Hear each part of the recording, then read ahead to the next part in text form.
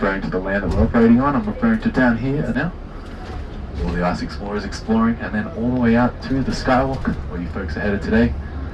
It's a spectacular day for it, having some great views out there, all the way through the valley.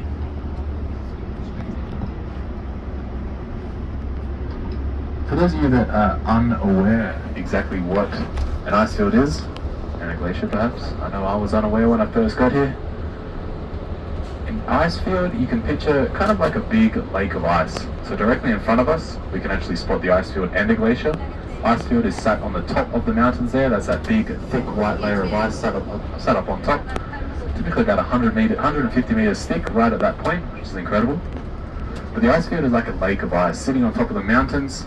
You'll actually see the other side of it all the way down to the skywalk here. It's huge. And then it builds up throughout the winters and it overflows into the valleys. And that overflow of ice we refer to kind of like a river of ice. And those rivers of ice are our glaciers. So we saw the Athabasca glacier just a little bit back there with the ice explorers on it. This one just higher up here is known as Dome Glacier. My personal favorite because it's the easiest to pronounce, which is great. It's sat nicely in between Mount Kitchener to the right hand side. We can see Mount Kitchener extend all the way through the valley here.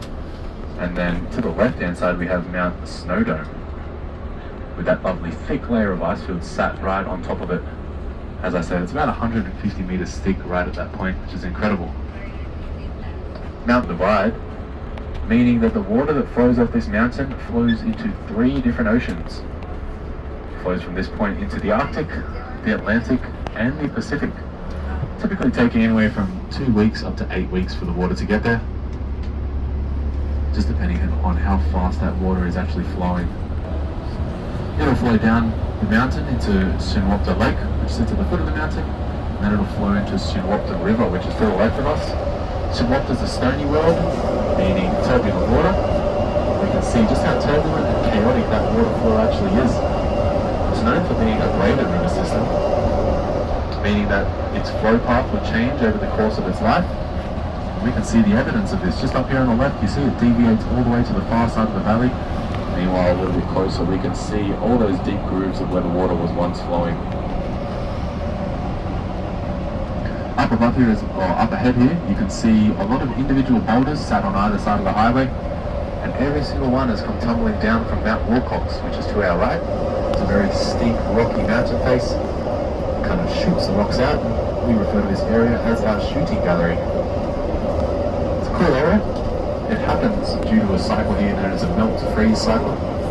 So each time it rains, or perhaps it snows and that snow melts, the water will dive into the cracks of the mountain face and it will sit there overnight. We get some freezing temperatures overnight, so that water freezes up and expands, making those cracks slightly bigger each time, until eventually the cracks will become so big that the weight of the rock will become too much and it'll just come tumbling down to the ground. Sometimes it speeds it up to 200 kilometers per hour as well, which is incredible. Hence why some of them are on the left-hand side of the highway. They come down with such force and speed that they will actually bounce over the whole highway, which is crazy to think. We don't really see it happen all too often. Personally, I've never seen any rocks come tumbling along the mountain face. Up here on the left, this is Mount Kitchener to our left, and you will see a nice, fresh, grey pile of rock sitting on the side of that mountain face, pretty much directly to our left now. That's the latest rock slide to occur in the area, but it didn't occur that recently. It happened back in 2013, so 10 years ago was the latest rock slide. Not quite so recent. The dinosaurs, you'll see a few examples of these up at the skywalk too.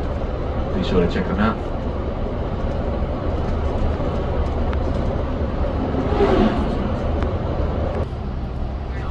As we come up this hill a bit more, you will begin to see the skywalk projecting out over the valley. It sits about 35 meters away from the mountain face and roughly 280 meters above the valley floor. You can see all the way through to the bottom, straight through the glass floor. It's super strong, but the whole structure right there can support about 25 of these buses.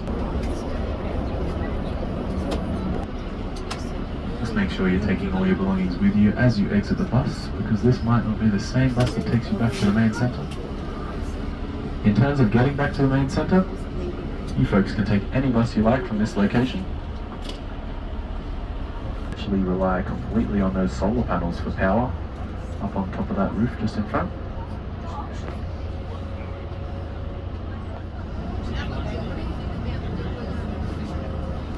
Thanks, man. No problem, man. Thanks, buddy.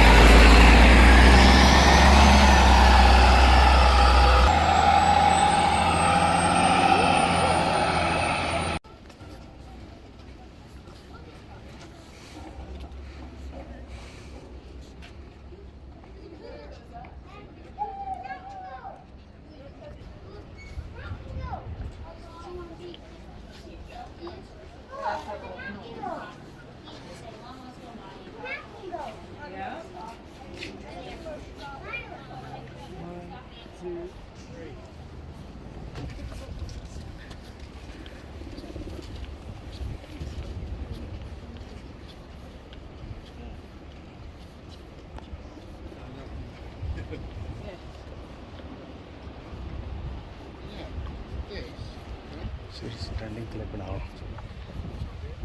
थल्ले से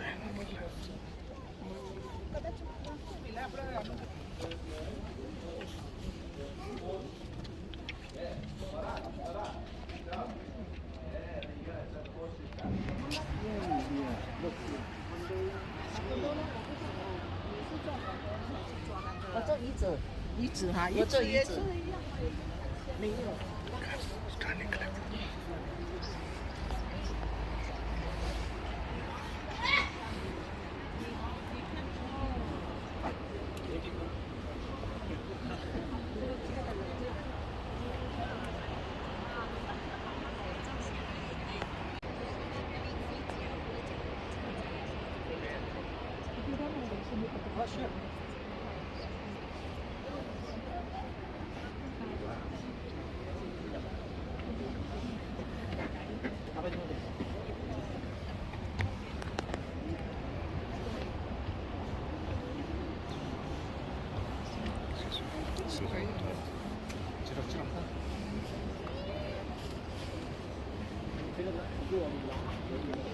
Yeah. Sorry.